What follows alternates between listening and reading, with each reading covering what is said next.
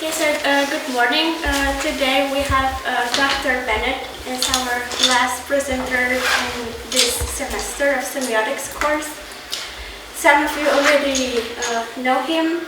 Before transferring to Olomouc, Dr. Bennett used to teach Semiotics and Methodology class at the Palacký University Department of Semiotics. So it's to our best benefit to have him here, at least in this last lecture of the semester. And his specialization is in structural semiology and second generation semiology, theoretical but also applied to psychoanalysis, for example. And he's also very actively involved in the Five Semiotics group.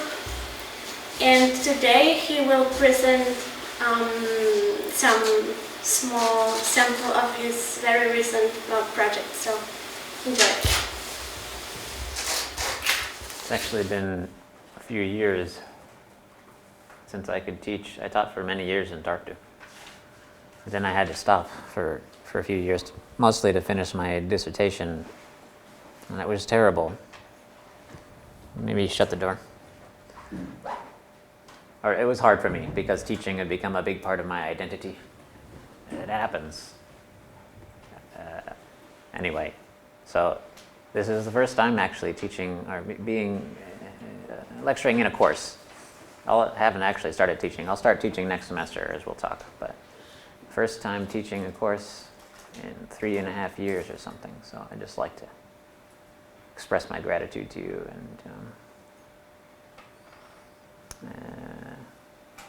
I guess I could also confess I'm a little nervous because if things go well, if my plans go well, I'll be teaching, well, not you specifically necessarily, but students here anyway, for many years to come.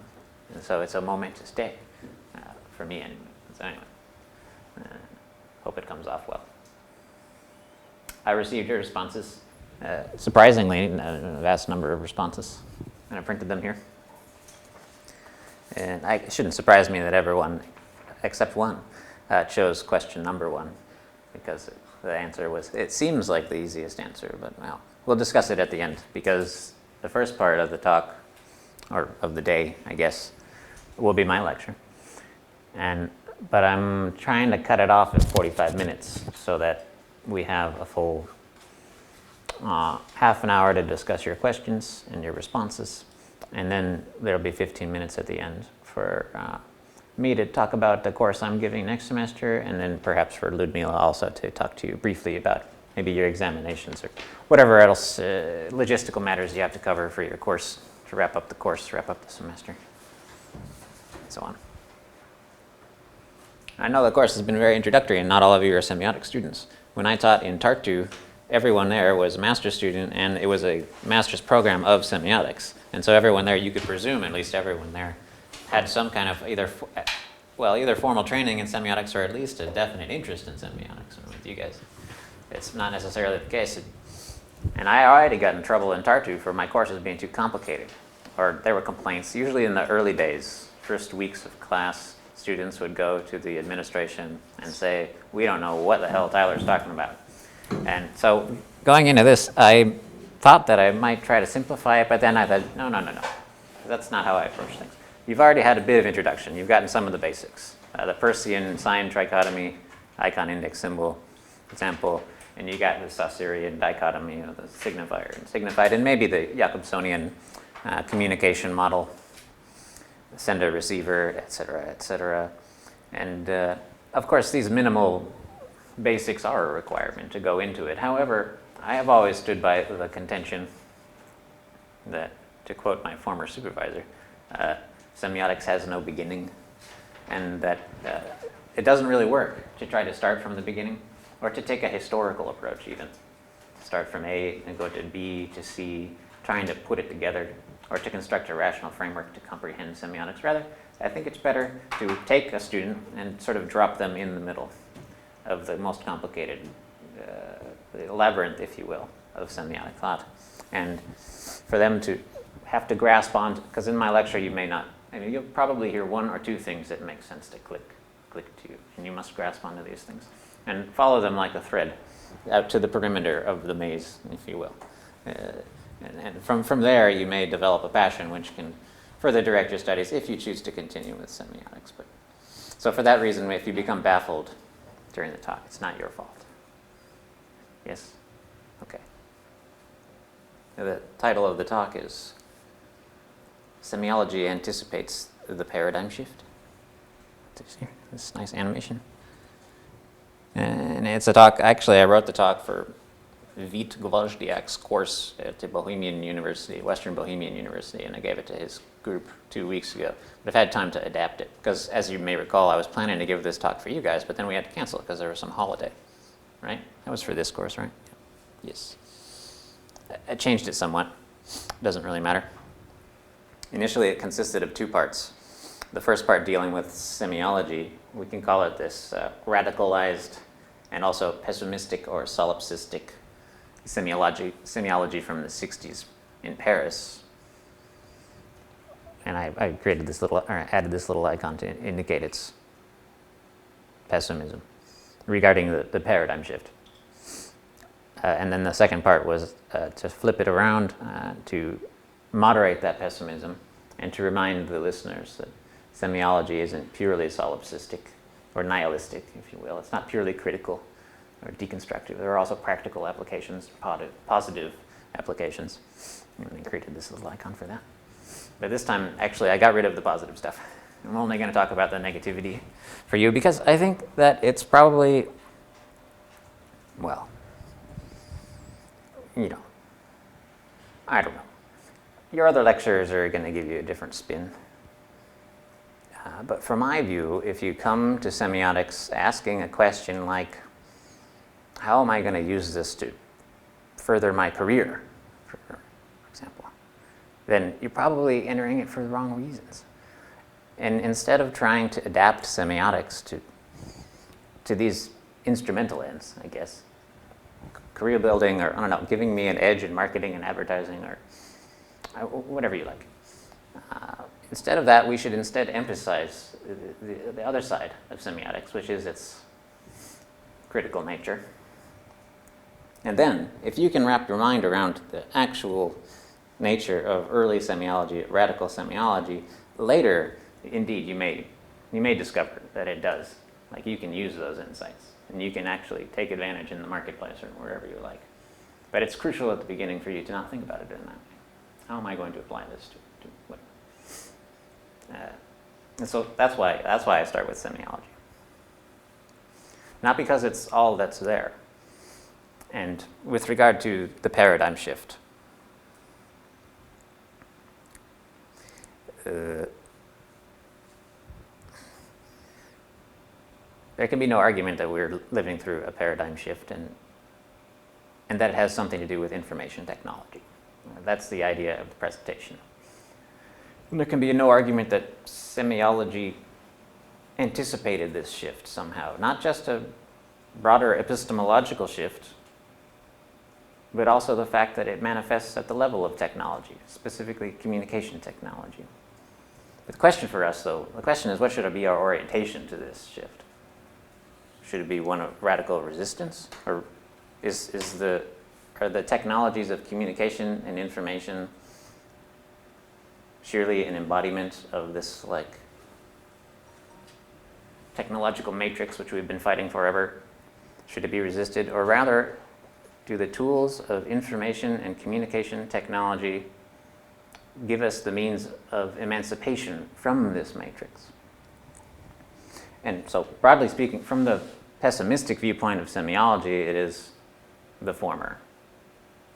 There's nothing worse than social media. It reflects back to us all of the worst things about our human nature, vanity and tendency for distraction and so on, and we should do everything we can to, break away from it, or even to smash it, if you will. And you can easily read semiology in that way, in the pessimistic light. But the conclusion of the presentation will maintain that it can be read in numerous lights, and actually it's our responsibility to read it in the latter light, rather, which would read the paradigm shift to life online, if you will, as sort of the flowering of a whole new era of post-logocentric plenitude and return to the body, and freedom from old structures of patriarchy and domination, and so on and so on and so on. And classically, this is what semiotics is really all about, actually. It's identifying the sort of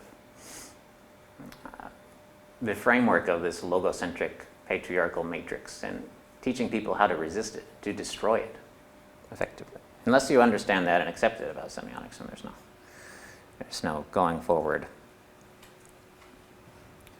But so I'll come back to this two-sided orientation to the paradigm shift.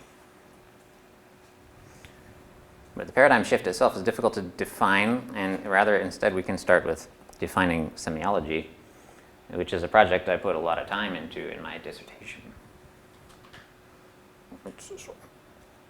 My dissertation, which is here, which took forever. It took me 8 years to write this. And also, it covers a lot of material.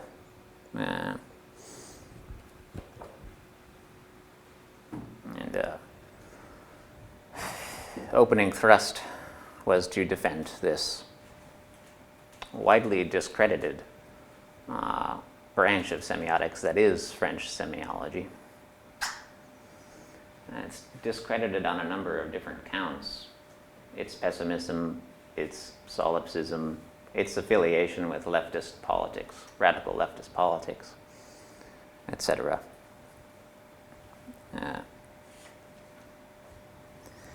But I view it as crucial to the entire picture.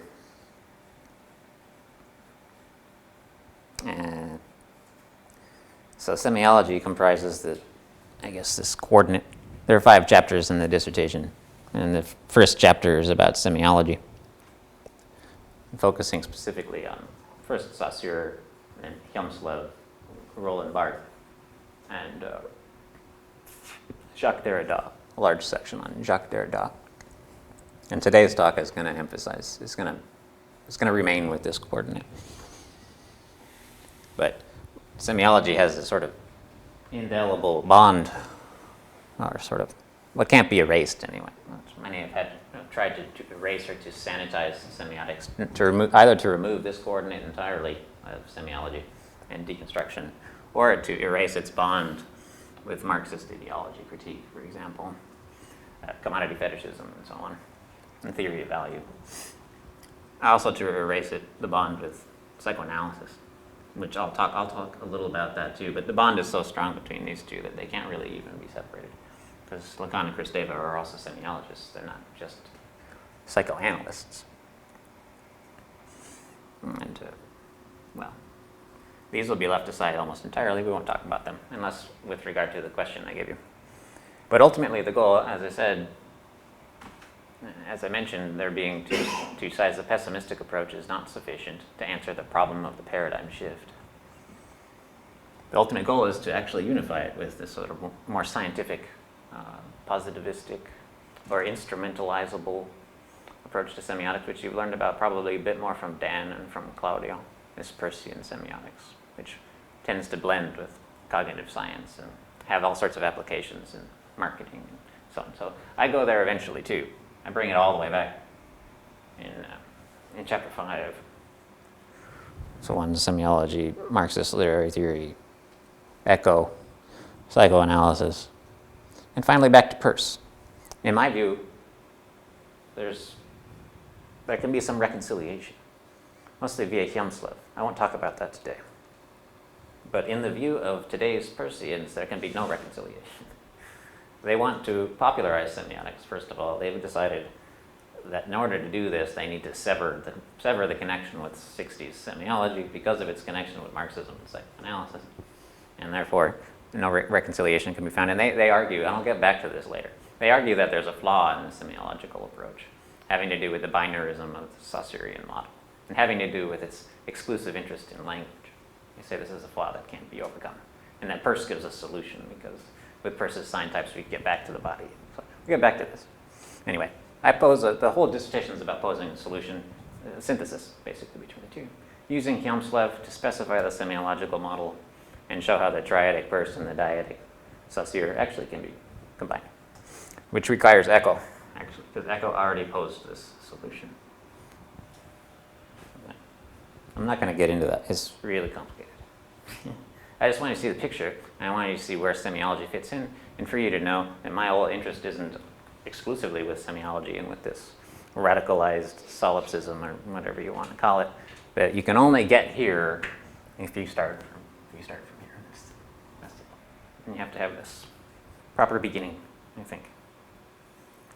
Today we'll talk about, though, briefly in 8 slides, Foucault, Derrida, Deleuze Guattari, and then Lacan, Kristeva, Zizek as the psychoanalysts at the very end.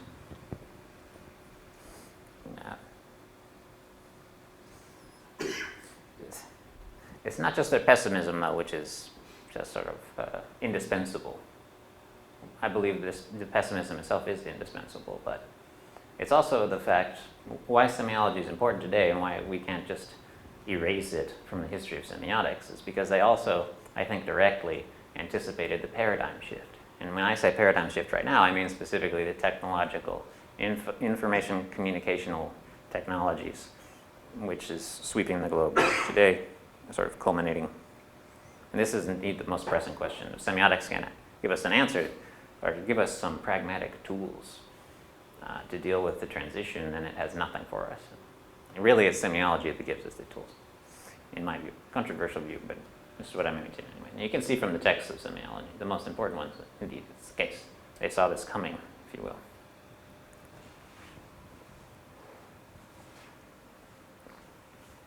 I mean, I have a narrow argument.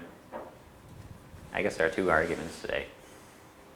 The narrow argument is that, well, in the text of semiology, we can see some premonition of a technological paradigm shift upon us. The broader argument is more complicated, but also crucial. That this paradigm shift is not so easily defined. It cannot be reduced to some kind of transformation at the level of communication technologies,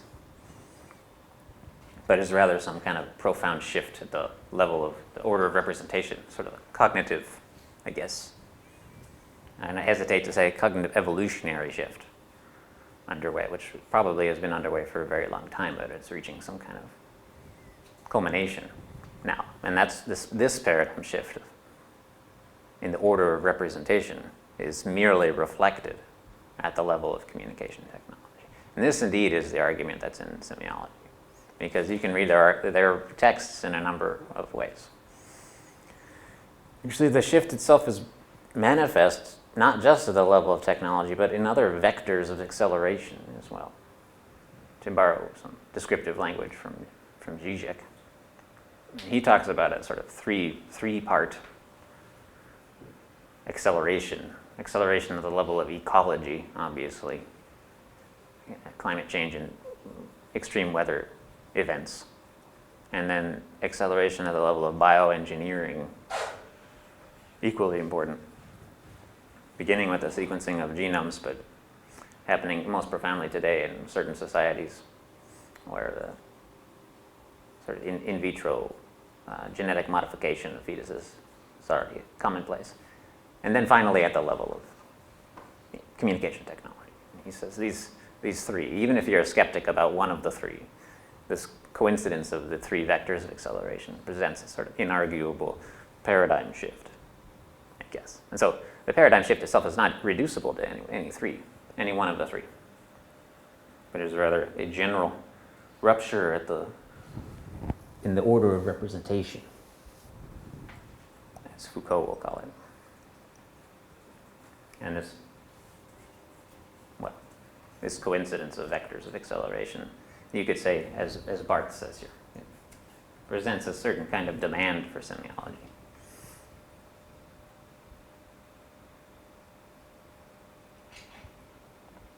Because as I said, if semiology can't give us can't identify this, couldn't have predicted this, and can't give us tools, pragmatic tools for adaptation to the paradigm shift, then it has nothing for us. But you will be the judge. On the one, whether the semiologists predicted a big shift is inarguable because they were all writing about it. And I'll make that very clear with my quotes here. Especially in books like Elements of Semiology, Grammatology and the order of things, which I'll talk about next, you can see that this talk of a big shift underway or coming very soon, and this sort of dark overtones of pessimism about transformation. It's very clear. What it was about, what they were talking about, is not as concrete. Many people will simply say they're talking about Soviet communism mostly, or a conflict between Western powers and the Soviet Union. I think it's not quite that. You be the judge from the quotes whether you think this is a reasonable argument. Because not everyone agrees with my view. I'm not the first person to have painted the picture this way, to read semiology this way. And many critics, well-informed critics, will say, no. The semiologists were very pessimistic, yes, but they weren't talking about information technology, no. For example, this Sean Burke is from Edinburgh, a well-known literary critic. We won't come back to it. I only give you this quote because he uses some of the very same vocabulary which I use to describe them, but he disagrees when he says that semiology is taken to be uncannily prescient of these developments, almost as though the mysterious Foucauldian claim that the ground is once more stirring beneath our feet was referring to this technological paradigm shift. Advocates of the digital revolution envisage that its influence on intellectual culture will be comparable to the shifts from speech to writing. And then he continues to say, yes, but they're very wrong about this. There's no way that Foucault was talking about this. And Foucault called this paradigm shift a rupture in the order of representation. And in this quote, he is talking specifically about Foucault, as you can see. So that's where we start. Yes. In Foucault, at least, the paradigm shift could not be located in specific technologies, but would have rather had to do with a transdisciplinary and international rupture in the order of representation.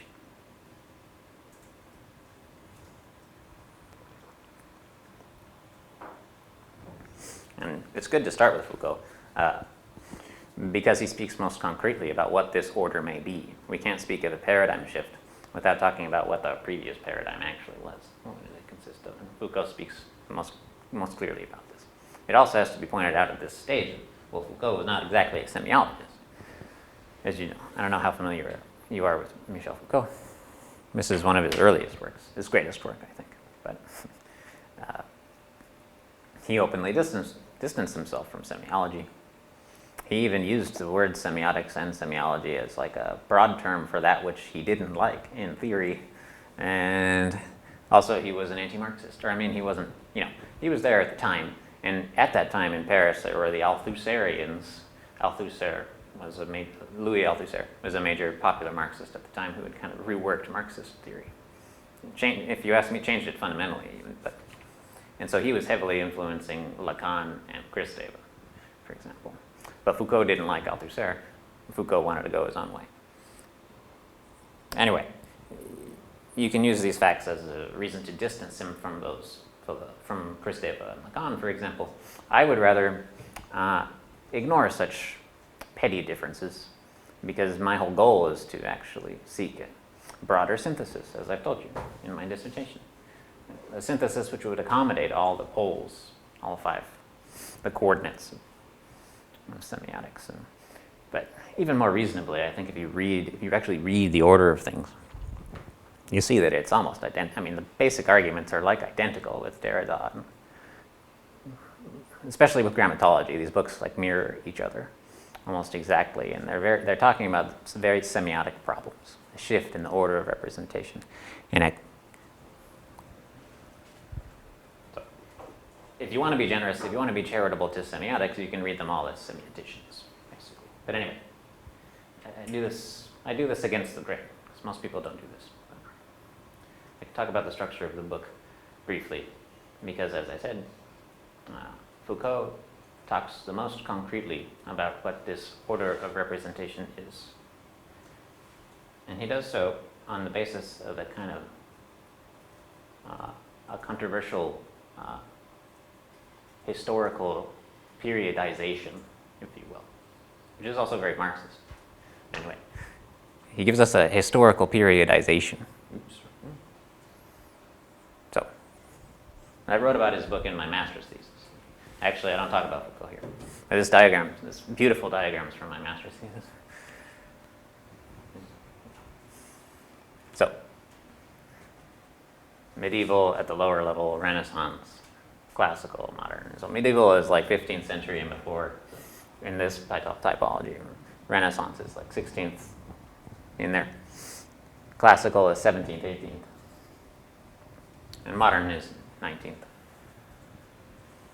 And the premise of the book is really,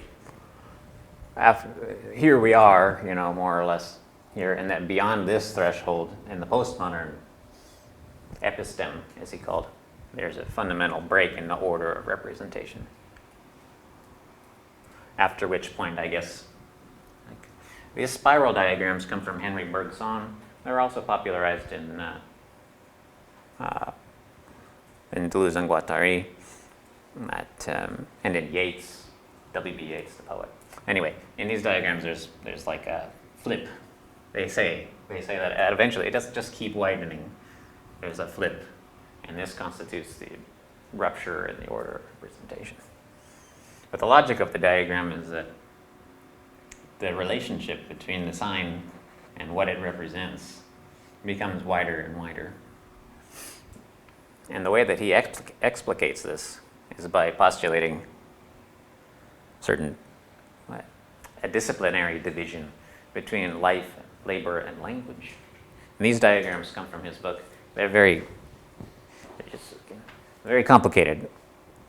I didn't even address these diagrams in my master's thesis, but they're very interesting. So at each level of the spiral, which is a historical period, he divides each level into,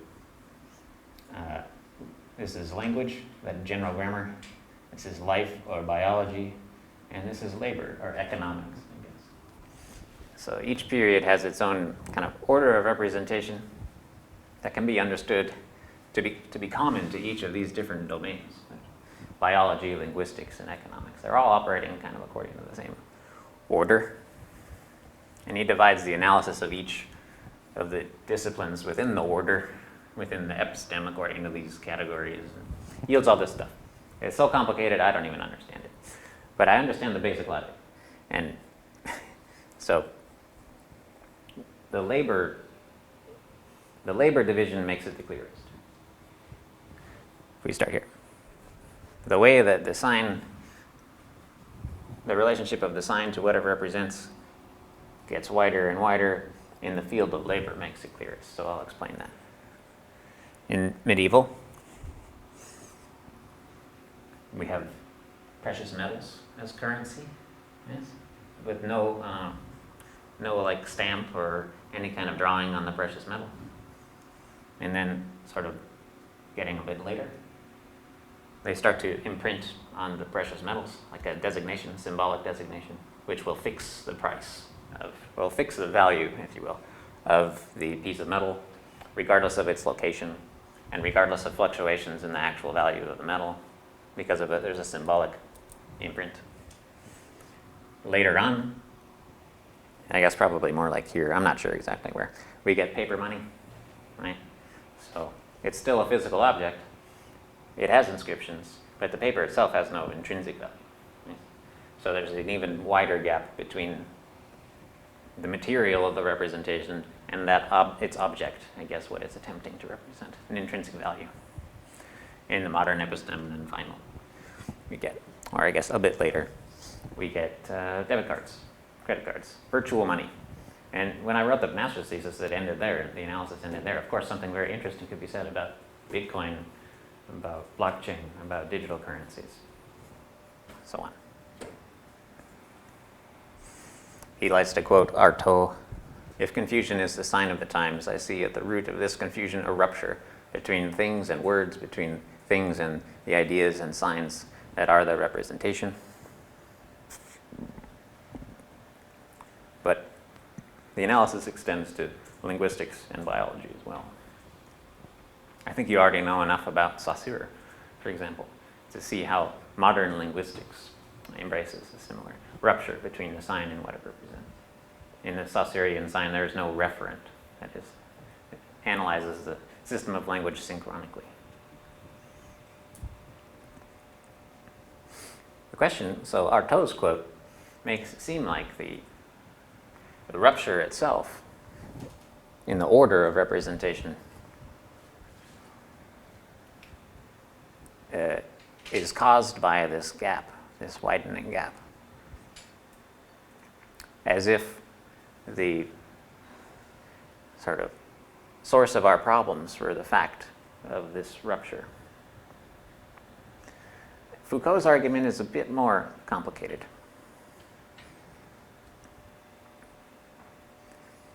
Because it may be that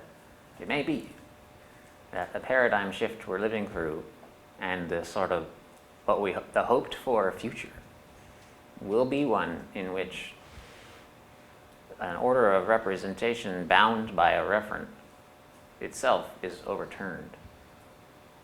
And this order of representation, which obeys a notion of truth grounded in presence,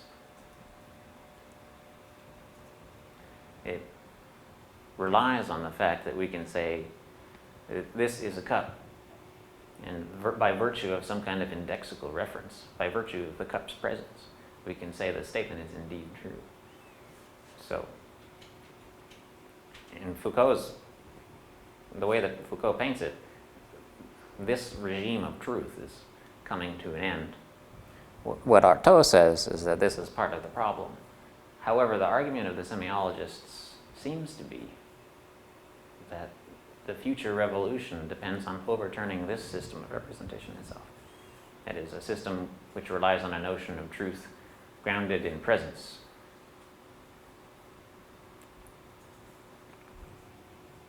And I believe to some respect this is true. And actually that the work of semiotics is indeed to overthrow this logocentric matrix of representation. Logocentrism is an important word. We'll talk about it more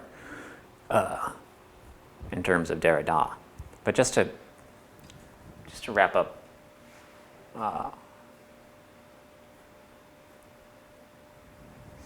about his method, which is the archaeological method of Foucault, in which he reveals this order of representation and its transformation over time, and divides the analysis into three disciplinary groups, that is life, labor, and language. Foucault says, the first thing that we observe is that analysis of wealth, or labor, obeys the same configuration as natural history, life, and general grammar, language.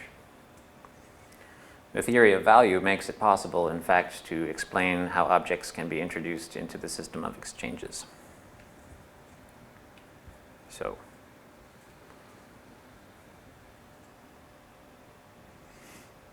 this theory of value, the order of representation and the theory of value and the logocentric matrix are all sort of one with Foucault.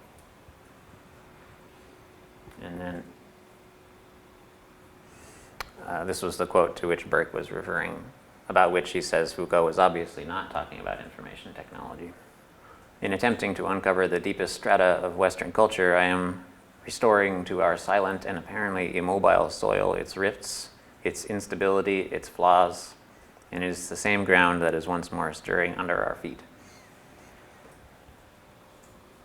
So if this rupture has to do with the arrival of a time in which truth is no longer guaranteed by presence, and in which the relationship between the sign and what it represents is broken. The question I pose to you is, do you find it persuasive that what they're talking about, this time that they were talking about, refers to the arrival of information technology? This is the thought that I'm trying to give here, is that this pattern, historical trend, which Foucault was talking about, culminates indeed in information technology. I think the logic of the argument is clear enough, but I want to be sure that you follow me up to this point. How digital information technology makes possible a regime of truth which no longer relies upon presence. Right? It's clear, right? Okay.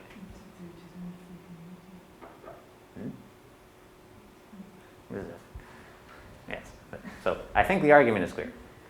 The question is whether this moment of arrival is something to be feared or to be resisted.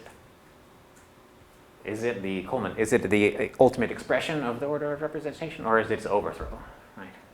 The semiologists want to overthrow the order. So is information technology the overthrow, or is it rather the old matrix just magnified? The argument, actually, my argument is that it is indeed both. It can't be one or the other, but we proceed.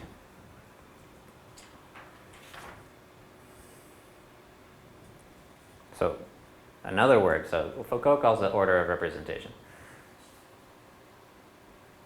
This order, regime of truth that relies upon presence. Another word for this order is the more classic one you may have heard of, logocentrism. Yes. And this comes from Derrida. Foucault didn't actually use the word logocentrism,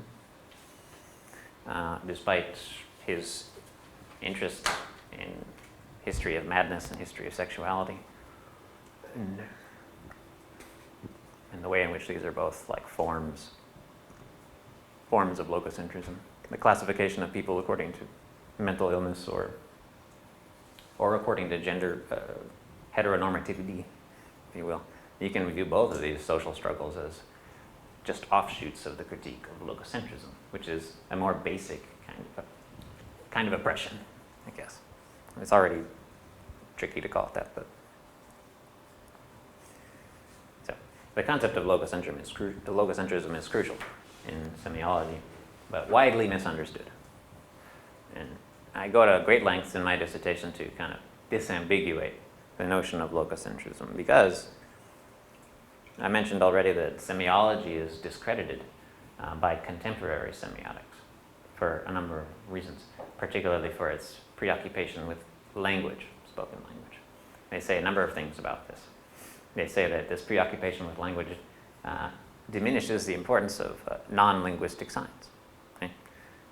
Gestures, or even pictographic signs, or more importantly, non-human signs. And so they can call it anthropocentric. They call semiology anthropocentric, which is ridiculous. But they also call it logocentric, because they think that logocentrism means an exclusive interest in verbal language at the expense of other regimes of signs. Right? And we can admit that semiology is indeed not exclusively preoccupied with verbal language, but indeed prioritizes the study of verbal language. But does this mean that it's logocentric? No. Right.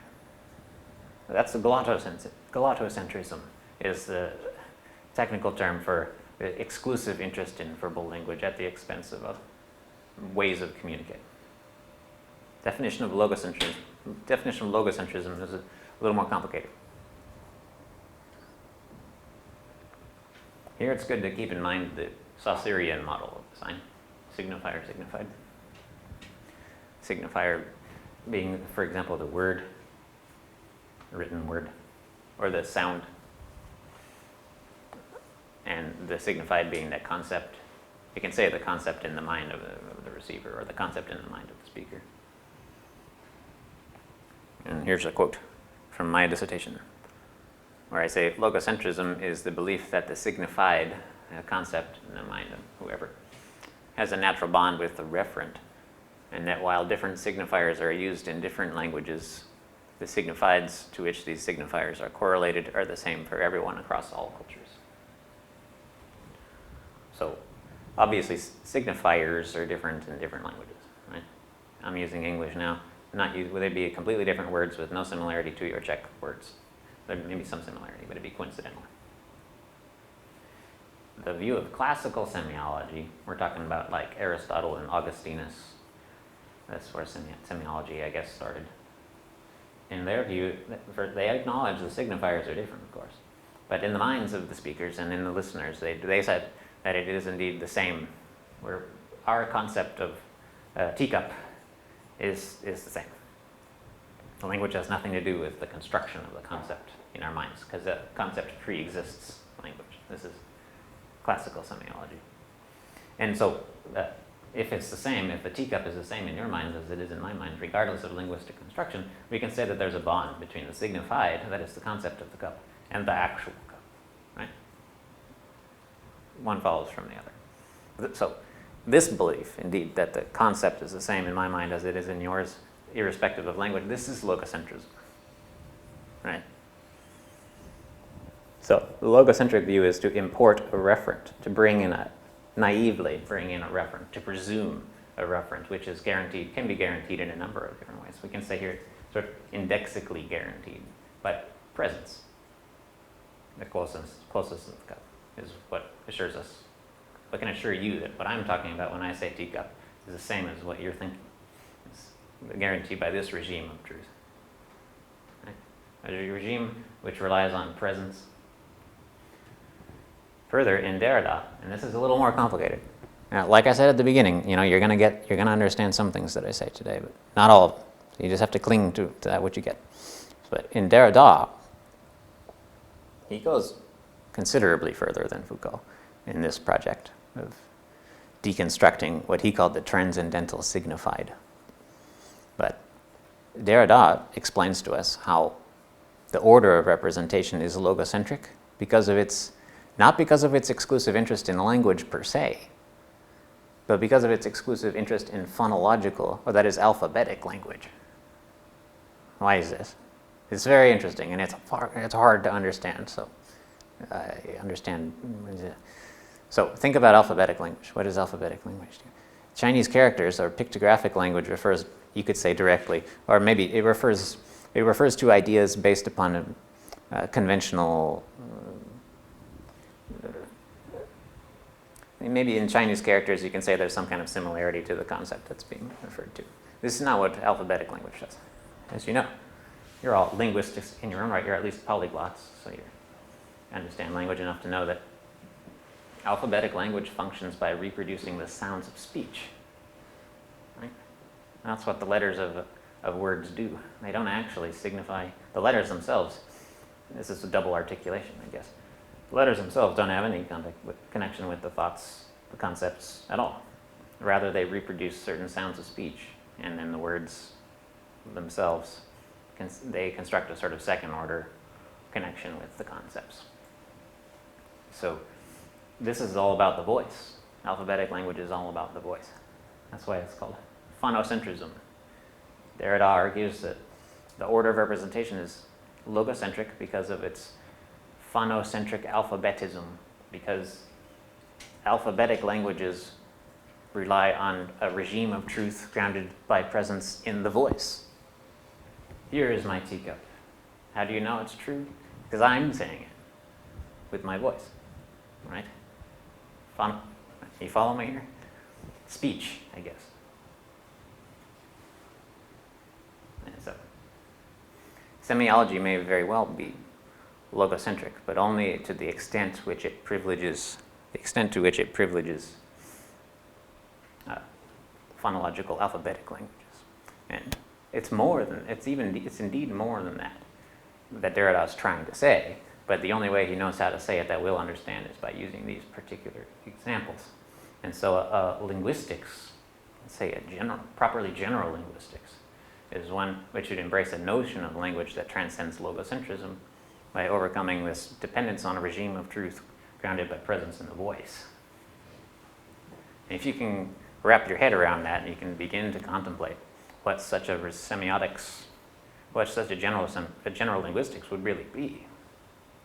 And this is what Derrida was trying to create. But in explaining this bond between logocentrism and alphabets and presence, this quote is useful, where he says, the system of language associated with phonetic alphabetic writing is that within which logocentric metaphysics, determining the sense of being as presence, has been produced. Limiting the internal system of language in general by a bad abstraction, it prevents Saussure and the majority of his successors from determining fully and explicitly that which is called the integral and concrete object of linguistics. By linguistics, he means general linguistics. So this is related to the Kristeva question. Semiotics part of linguistics or linguistics part of semiotics? Indeed, semiotics is greater than a linguistics grounded in a logocentric alphabetic language. But if we redefine linguistics to include the non-logocentric, then linguistics becomes broader than semiotics.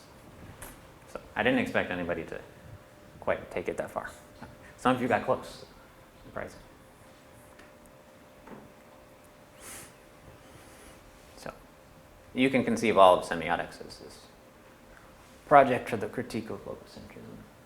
And you can conceive all of the projects of sort of social justice today, or even identity politics, to use the pejorative term, as projects of the critique of logocentrism. And thus, understanding logocentrism makes possible to unify these like divided struggles. I guess.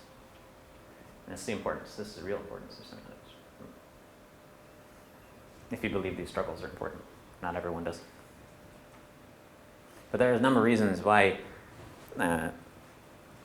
deconstruction isn't universally embraced.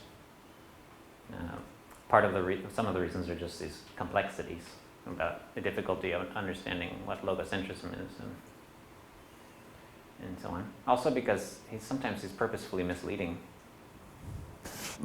He redefines a lot of basic words. Ooh. How does 45 minutes slip away? I don't know. We have more time. That's fine. Not only does he redefine language and so on in these ways, these difficult ways, but he also redefines writing, because one of the ways he describes the paradigm shift is by saying that it is a time when writing replaces speech as the primary mode of human communication, which kind of seems strange to us. We think about today. We think writing has replaced speech. That's odd. How many of us actually sit down and write? Not really. We're doing something else. We can see how speech kind of slips away as the main mode of communication, but writing? But obviously he means something different by writing. He's talking about a different mode of communication which gradually displaces speech. And this arrival of writing has been a long process, basically since the arrival of alphabets. And so this is a process, this widening gyre of representation, it's been a process that's been ongoing for a long time. And to characterize what's happening today as the replacement of speech by writing is weird, because no one writes anymore. But again, in order to interpret Derrida as having predicted the paradigm shift, we have to read him more charitably than that and understand he meant something different by writing.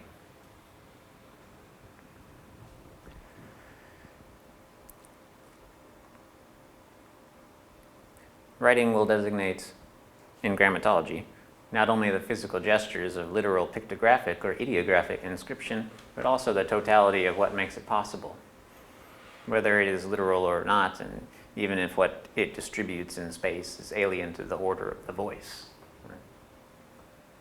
Right? So any mode of communication that doesn't require presence grounded in the voice is apparently writing.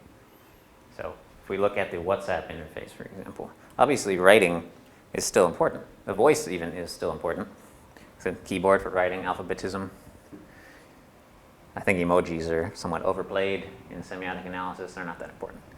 They have the option to do voice recording. Whoever does that? No one. It seems a bit old-fashioned now, doesn't it?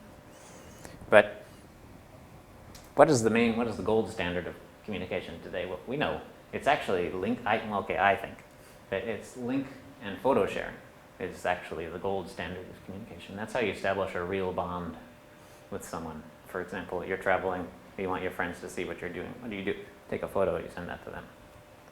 But if we can think of writing as including such various modes of communication as link sharing, photo and link sharing, then we can see how writing is beginning to displace speech as the primary mode of communication. But so by writing, what he really means is texting. That's what I say. Of course, in 1967, he wasn't doing a lot of texting, but 1967 feels like a long time ago to us. But really, it wasn't that long ago, and they had many of the basic technologies that we have. So to give them credit for being shrewd enough to know what was coming, it doesn't require, they were intelligent people. Okay. They had the basic technologies upon which to make such inferences as that the writing to come, the new mode of communication characteristic of the paradigm shift, was related to the development of practical methods of information retrieval which extend the possibilities of the message of writing vastly and go hand in hand with the extension of phonography, which make writing function without the presence of the speaking subject. The main feature of the new writing is this. It's any kind of communication that doesn't rely on the presence of the speaking subject. You can see how when a regime of truth that doesn't rely on presence guaranteed by the voice implies the possible disappearance of the referent, and how this is a crisis of representation, which has been forecast for a very long time, but which we see is culminating now. I mean, I don't want to use cheap examples, but bots, for example. There's bots online. This is the best example. But there are plenty of other ways, plenty of other examples to point to. But again, this is one reason why Derrida isn't actually all that popular, is because he said things like, the paradigm shift is the time when writing replaces speech, because today we say that when writing replaces speech, we barely do any writing at all. Isn't it something quite different? So a different word probably would have been better, not writing. And so this leads me to the second. I have to speed up a little bit or we're going to run out of time. We won't be able to talk about your questions. But so there are some other semiologists, though, who came well after Derrida, who in some ways weren't as rigorous as Derrida, but who also perceived the actual characteristics of the new mode of communication, I think, much more clearly, and described it much more clearly. This may be the reason for their ascendance, for the reason why Deleuze and Guattari are now, I think still to this day, the most highly cited authors of in social science, period, bar none. It's bizarre, though, because if you look at their books, Capitalism, Schizophrenia, which is 2 books, Anti-Oedipus and 1,000 Plateaus, and these are very difficult books, to say the least. And what they're really known for, Deleuze and Guattari, is their textual experimentation. So it gives the text a real density, and it's good luck trying to find practical applications of their books. You know, if there are any books of semiotics for which there is no, like, you know, mom's going to ask you, what are you going to do with that degree? You know, you're not going to do anything with Deleuze and Guattari, which is weird. Why they're so popular? Anyway, they are. And it may be for this very reason, is their non-instrumentalizability, their unwillingness to compromise, I don't know, because they're the most explicitly radicalized as well. Anyway, you should know about them one way or the other, even if you don't sympathize with this kind of radicalism, or you don't like that kind of writing which is not clear, writing which takes you on some kind of wild chase and is free to a wide variety of interpretations. Some people like it, some people don't. It all depends on what you want to do. Yes. Anyway, so they also describe themselves as being against deconstruction. And this was just the attitude of the Parisians, though. They were all in the same place, and they're all writing about the same thing, and they're all pretty popular too, so they're egomaniacs. They just tear each other down. You know, Foucault, Lacan, Althusser, Deleuze and Guattari. Actually, they were students. Deleuze was a student of Foucault, and Foucault wrote the famous introduction to Anti-Oedipus. Anyway, they take words right out of Derrida's mouth, though, even though they say they don't like deconstruction. In some respects, they improve on Derrida. So here in this first quote, they summarize this view from Derrida that I just got done explaining, how the logocentric view implies a use of language in general according to which graphism becomes aligned on the voice, but also overcodes it and induces a fictitious voice from on high that functions as a signifier. I guess this fictitious voice is something like the general instrumental logic of the order of representation.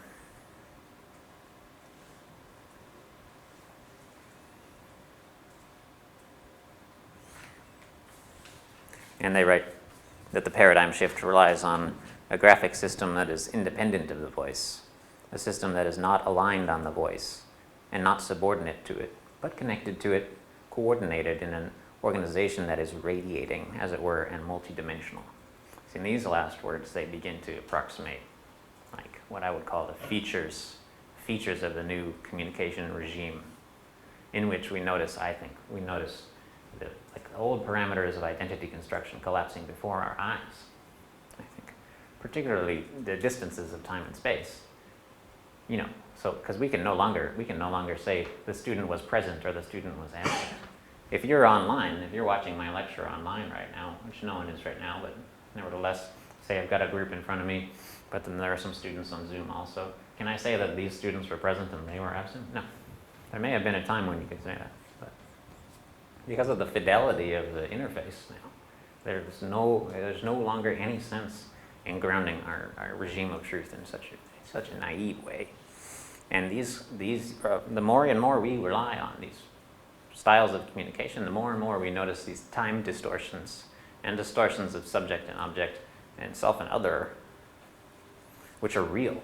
And so what the argument from semiology is that technology isn't creating these distortions. Rather, the old order of representation created these fictitious constructs before. And what technology is showing us is that the identity and self-construction, like the sense of self grounded in presence, is just a hallucination created by language. Yes. And all this technology is showing us is what was always the case. This is radical argument, of course. That's the basics. That's it. So the goal would be to really push it. And so the training ground of this non-identification, which happens as the barriers between self and other and temporal linearity begin to collapse in technology, the original training grounds of this non-identification were language games. And that's why some may say in texts of Deleuze and Guattari, there's so much, it's basically randomization. There are logical arguments, but they also rearrange their own text and force the reader to put it back together, and they anticipate that you create new meanings in the process, and they rely on surrealist word games of replacement and other things, which we'll talk about. If you take my course next semester, we're going to talk a lot about this stuff. But anyway, so this was training and dream interpretation too. These textual games are meant to train you, to prepare you for what was coming inevitably as a result of the technology. And that's why these texts are so weird.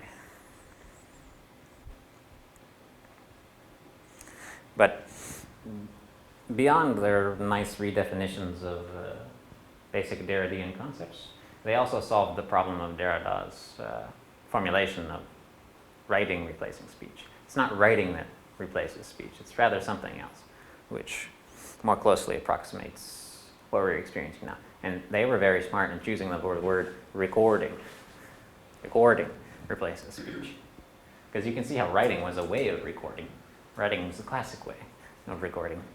But we have much more advanced techniques now. And when we're sharing things online, we're sharing more advanced ways of recording. We record, the concert that we're at, or the festival or whatever, with our phones. And then we share them with the friends. So this replaces speech as a fundamental mode of communication. And we can see how this is the case. This is happening now. So they redefine, if they're writing as replacing speech, they also say that the subject, in the new paradigm shift, the subject is reduced to the recording surface. So subject, self and other, let's say, it's no longer so simple.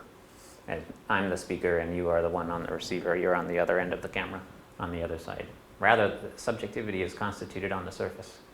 And the surface being the screen, I think. Again, they were writing this in the 70s, early 70s. So they knew computers were on the horizon, but film was there. They could see where it was going because they could witness the rate of acceleration already taking place. And all you have to do is logically extrapolate from there. And you can do that today. Just ask yourself. So think about the cell phone that you had 10 years ago. I think I said this at the Semiotics salon last time, but whoever was there, but ask yourself what kind of phone you had 10 years ago. And tell yourself that, okay, the rate of change is going to be exactly proportional between that 10 years ago and now. 2030, you're going to have a phone that was that degree more advanced. What would that even mean? This is what we're talking about here. But it's more likely that it'll be double, triple. And so they did the same thing. They're rational people. They knew what was coming. That's my point. Subject can be discerned on the recording surface. It's a strange subject, though. with no fixed identity. I'm running out of time, so I'll skip to some of my examples. The reason they were talking about recording in Anti-Oedipus is because they were psychoanalysts. They were critics of Lacan. They wanted to remove the family structure from psychoanalysis. If you think of Freud, you think there's the analyst, there's the patient on the bed, and they're talking to each other. And they play a role where the analyst is like the father figure, and the patient is like the troubled son or daughter. And Deleuze and Guattari didn't like this way that the structure of analysis reproduced the paternalistic family structure, and there are all these theoretical acrobatics, how they deconstruct psychoanalysis, where it's no longer all about repression, trauma created by the father, your bad relationship with your mother, and all that. They took a lot from psychoanalysis, from Lacan, but they removed a lot also. One interesting addition they made, and this is about recording, is that they found that the best way to physically critique psychoanalysis was to go into the analysis session, but to bring a tape recorder and to pull it out, middle of the session, put it down on the table, hit record, and see how the analyst responds. Long story short, they found that it was unacceptable. The analysts wouldn't take it. It changed. Being recorded changed the attitude of the analyst. It also changed the attitude of the listener, of the patient. In Guattari's own psychoanalytic practice, he actually found that it was a good way to overcome awkward pauses and breaks in the session with the patient. If the patient ran out of things to say or became uncomfortable, he would take out the recorder and press record, and he found that would restart the session. So it could work both ways. When I tell you that this session is being recorded, it changes what you may say in the question-answer period. Needless to say, it changes my own orientation to you. These things are fairly obvious. But when we say that we live in a time in which recording replaces speech as the primary mode of communication, and we can see what this means, as long as it includes all of the functions of the smartphone. But clearly, it's no protection against bad behavior being recorded. We would think that it might be some kind of guarantee. And Deleuze and Guattari would say, when they insist on recording their sessions, they would apologize. They would say, recording is merely a matter of creating a memory for man, one that is collective. Yes, but it's clear that it's not so benign is all that. To say that recording has no bad effects, or that we should embrace a world in which everything is recorded, is to have a somewhat naive orientation to the paradigm shift. Yes, especially when it comes to surveillance. It also has more concrete examples. For example, I don't know if you read the news story about this Astro World conference. This Travis Scott. There's some concert in the United States that went crazy and a bunch of people died. But there's this famous image now famous. It's like there's like a stampede in the front and a bunch of people are dying in the front, and meanwhile everyone's recording the session. I like the vortex. I think it's compelling. It's a compelling image. Is the technology of the paradigm shift, are these the tools of our emancipation from the logocentric matrix? Or do they merely repeat and amplify the structures of domination? It remains up to you to answer for yourself this question. And as I said, they're big critics. Deleuze and Guattari were big critics of psychoanalysis. One of their problems, I think, problems with Deleuze and Guattari, and perhaps one of the reasons why they remain so popular, while Lacan and Foucault and Derrida seem to be on the decline, is because they're quite a bit more playful in their language, and I think they were more optimistic, actually. They felt that they could simply get rid of trauma, the notion of trauma even, and the family structure from psychoanalysis, and that perhaps if they just ignore the family structure, it will just go away. That you can transcend familial repression, or the Oedipus complex, as they called it. That's hence the name of the book, Anti-Oedipus.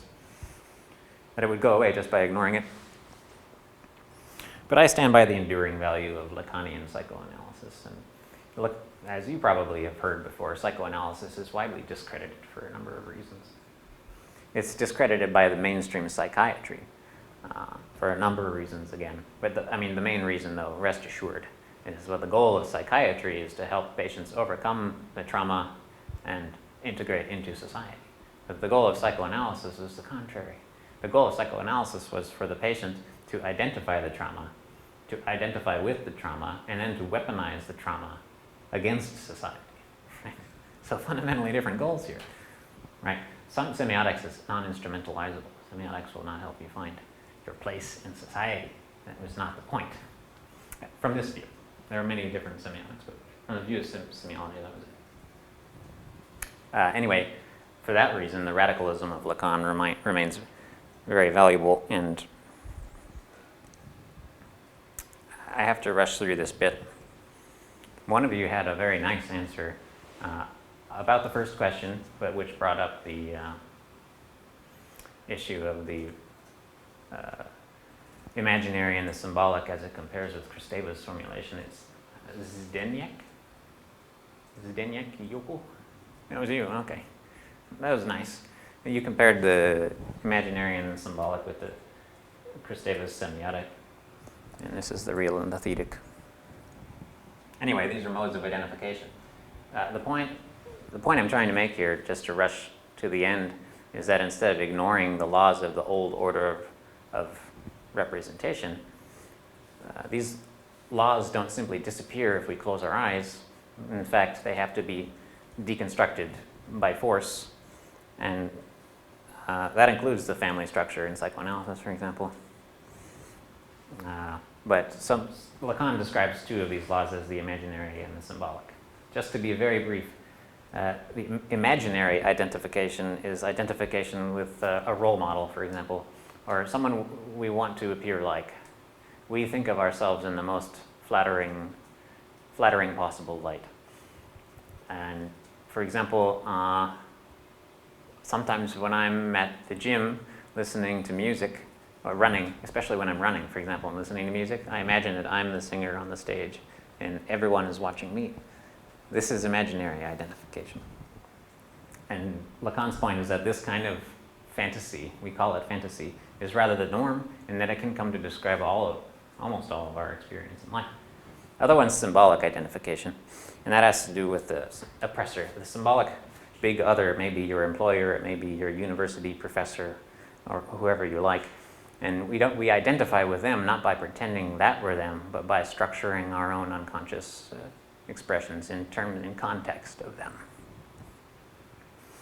Anyway, so those are the two modes of identification. But more broadly speaking, the imaginary in Lacan, and particularly in Kristeva, who calls it the semiotic, is constituted by the sense and affect and emotion, movement, gesture. All these things show up in language, but are more prominent in physical expressivity. And she would correlate them with the unconscious, whereas the symbolic is more concretely expressed especially in formal languages, but also in just normal verbal languages, with concrete denotations, definite definitions, and strict concepts, and so on and so on. And there's this interactivity there. The whole problematic arises about whether we can really class the unconscious in this fashion. And as Zdeněk, you raised this problem. Or anyway, I would pose the question to you regarding this difference between Kristeva and Lacan's approach here, and which one's which. Anyway, just to jump to the end, I wanted to conclude by reminding that, or by pointing to the fact that, well, this order of representation, in principle, can never be overcome. It's not something from which one can escape. This was the Lacanian idea. The notion of escape is naive, thus the reason why trauma is not something to be avoided or overcome, but rather embraced, identified with, and weaponized. Because transcendence can't be conceived of within the order. And this is the basic pessimism of semiology. The order is such that even the conceptualization of transcendence only puts you deeper into the prison, I guess, the logocentric prison. Yes. But, and so the subject is always fastened, pinned to a signifier which represents him for the other, and through this pinning he is loaded with a symbolic mandate. He is given a place in the intersubjective network of symbolic relations. Just to call attention to the ubiquity of symbolic and imaginary identification today, especially in a paradigm shift, I would ask you the next time that you're having a WhatsApp call or maybe Facebook camera call or a Zoom, even a Zoom, you know the little screen, the selfie view, which pops up in the corner. When you're on your call, what are you watching?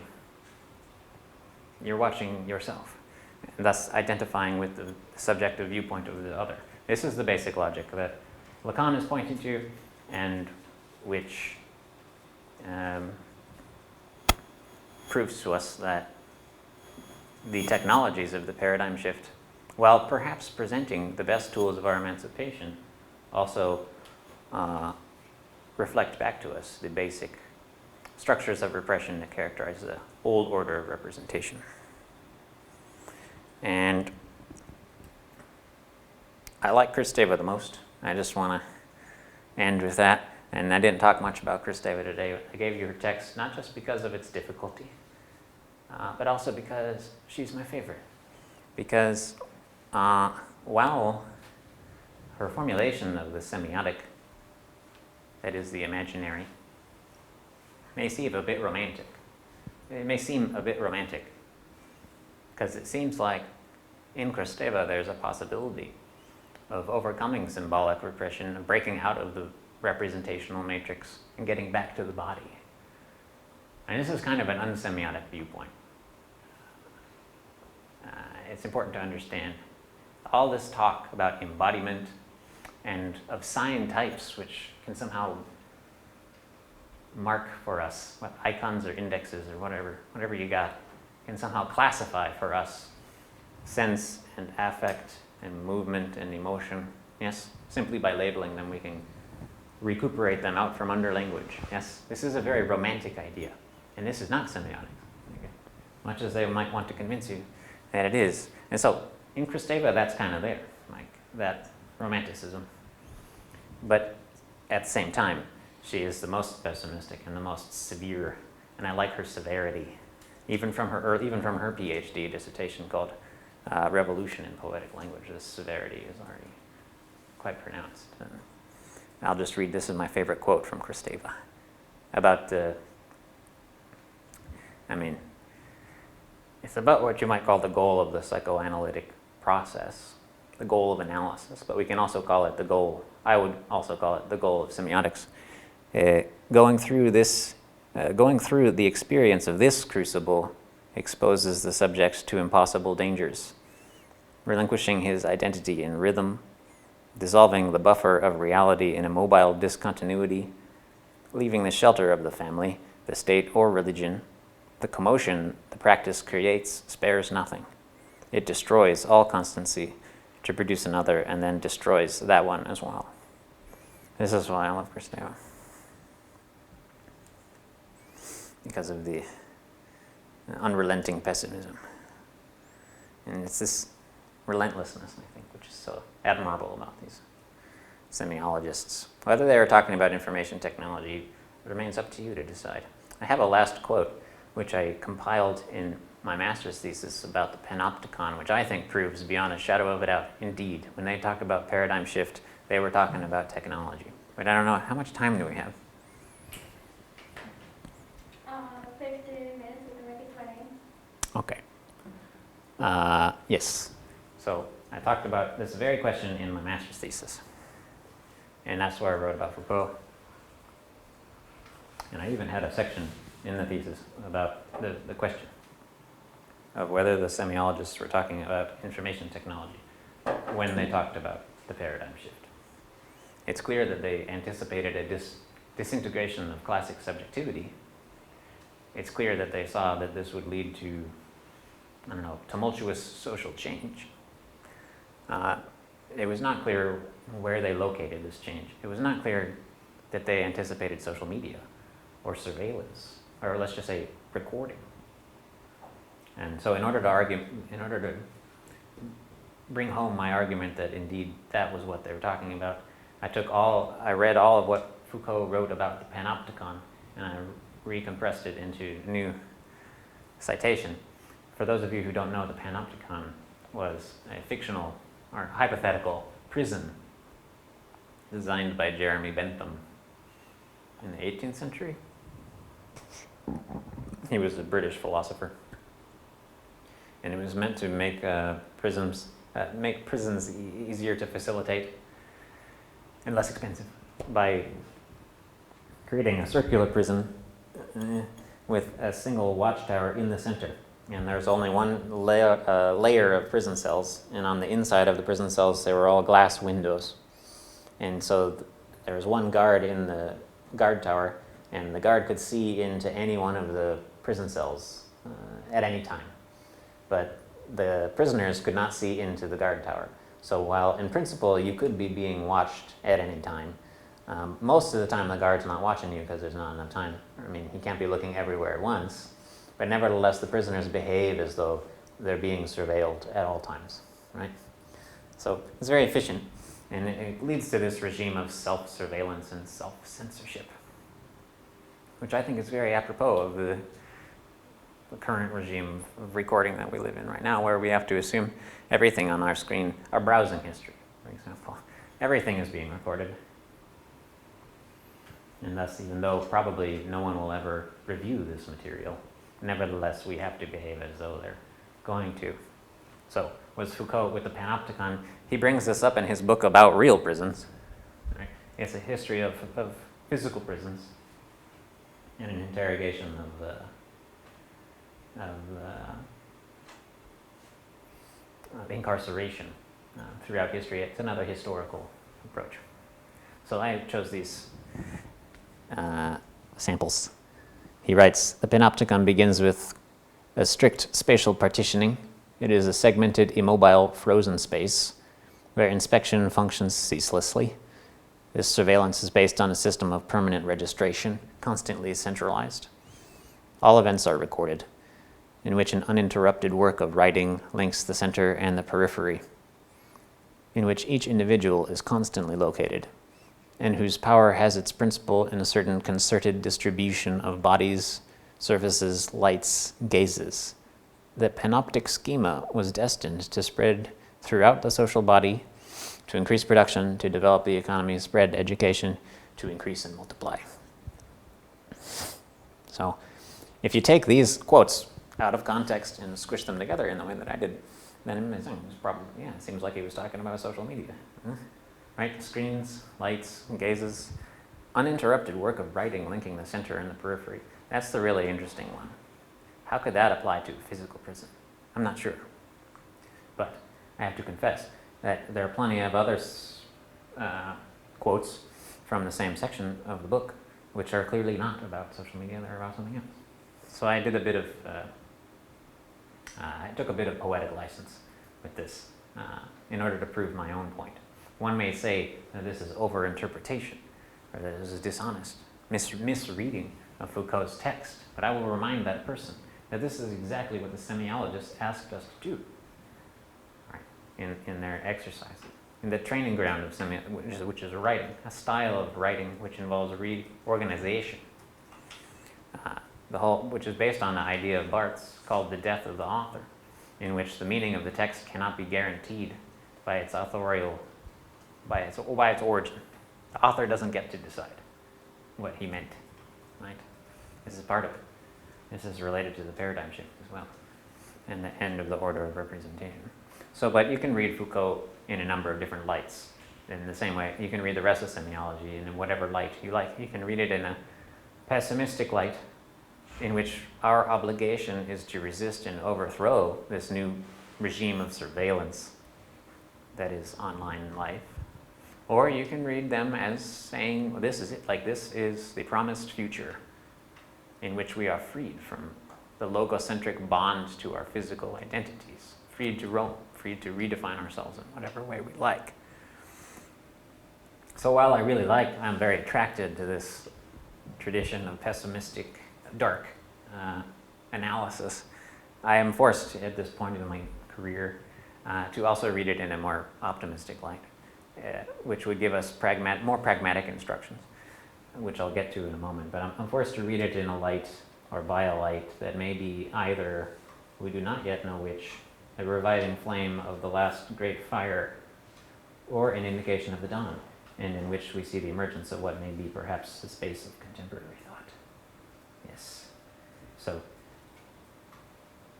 the indication of the dawn, right?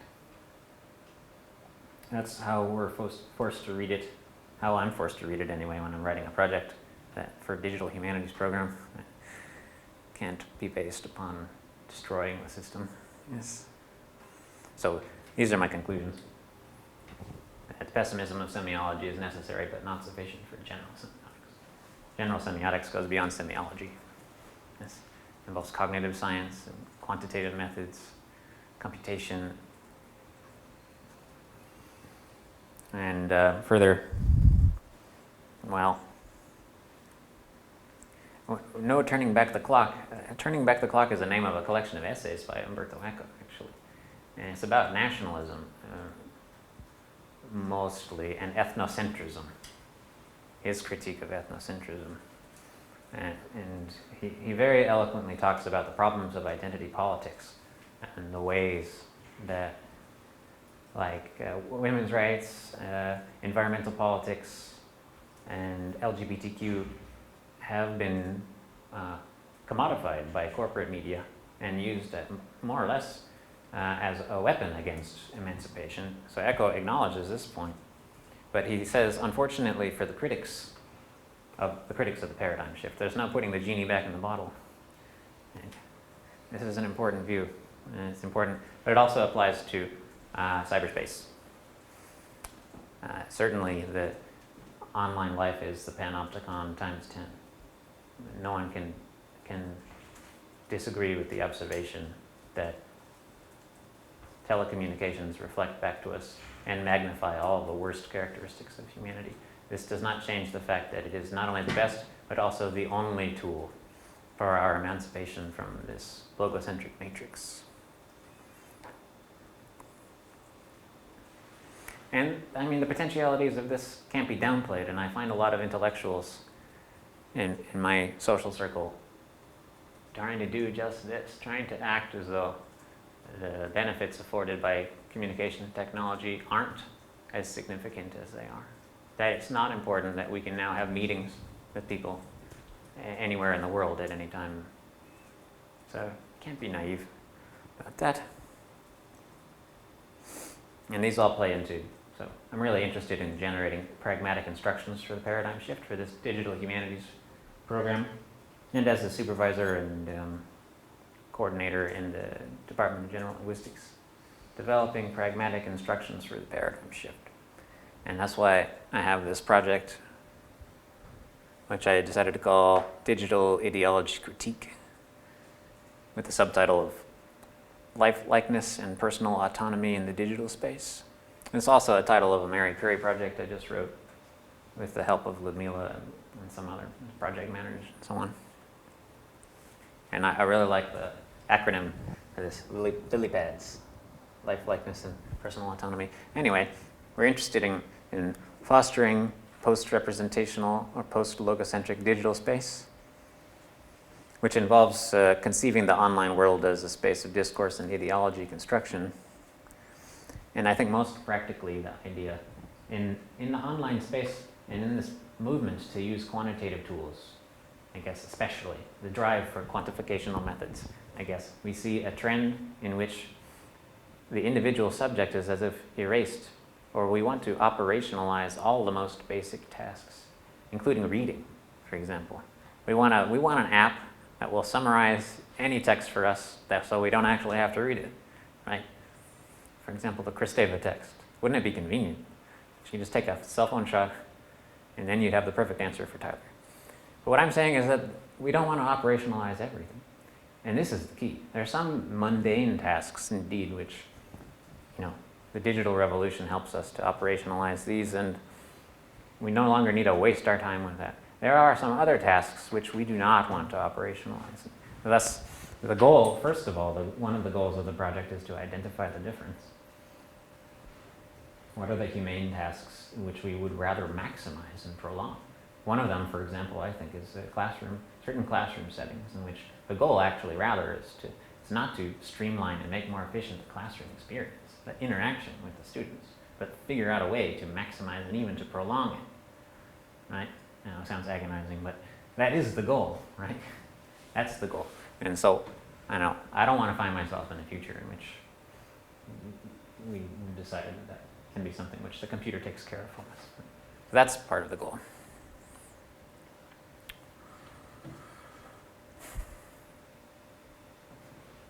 So anyway, we've got a few minutes left, maybe. How much time exactly? 5, 6 minutes. Okay.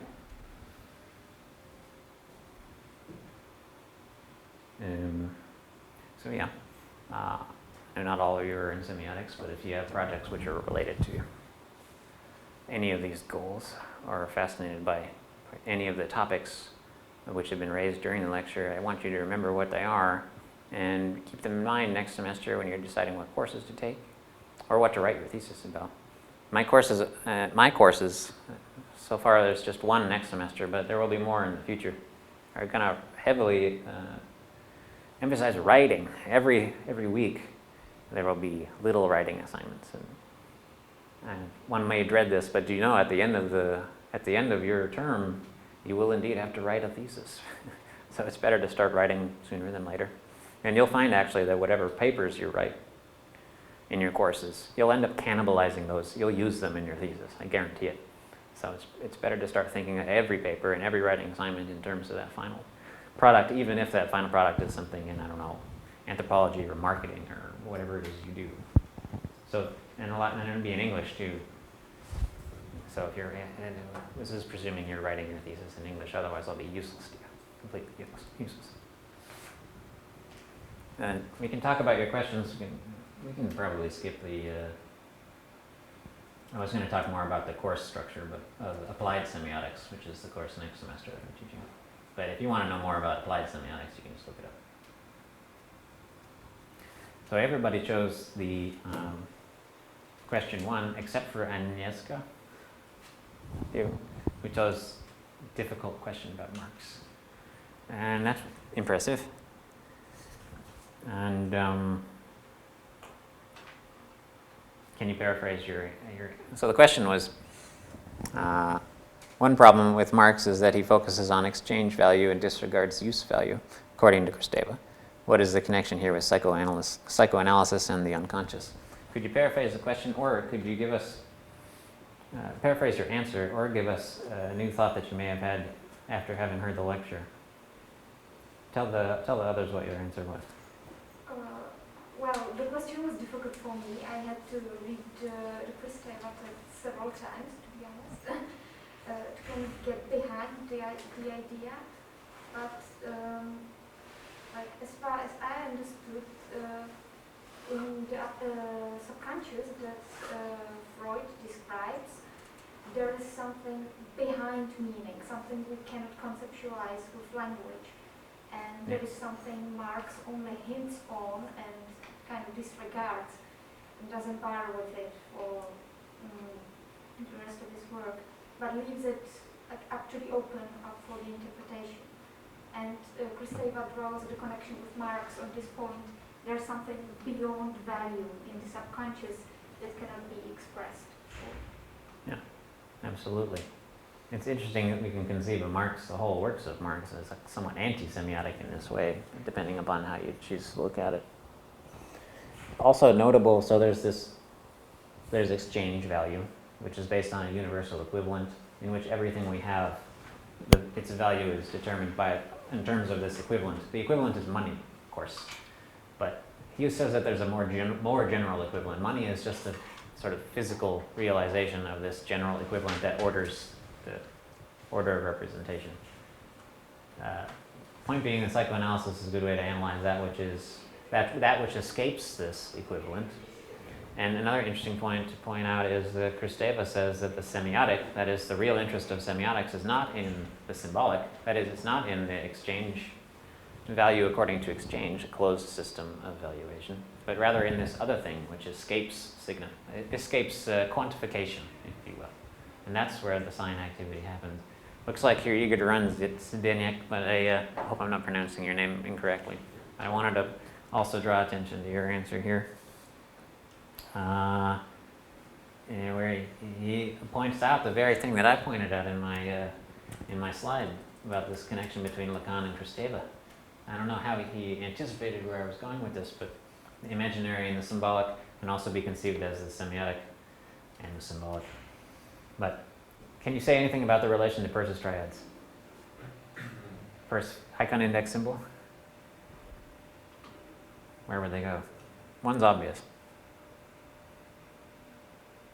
Anyone? Ludmila? No. I think that Zdeněk has an answer. I think he does, yeah. Right. Good. That one's obvious.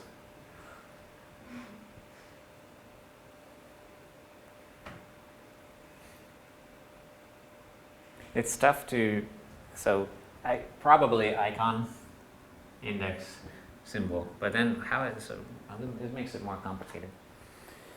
Because index is supposed to be the object, right? Index is supposed to be, how do we determine what an index is? Is by causality or closeness, proximity, presence. It's by presence, right? And so if we define an index in that way, in the old way, in terms of a referent, we may say that it falls prey to the logocentric fallacy, right? So we have to read Peirce differently in order for Peirce to be semiotics at all, right? Although there are those today who want to say that Peirce is all there is in semiotics and that the index is indeed a physical object. My argument is that that's not semiotics.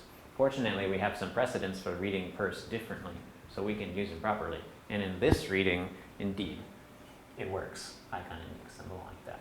But Umberto Eco is one of the readers of Peirce who makes it possible.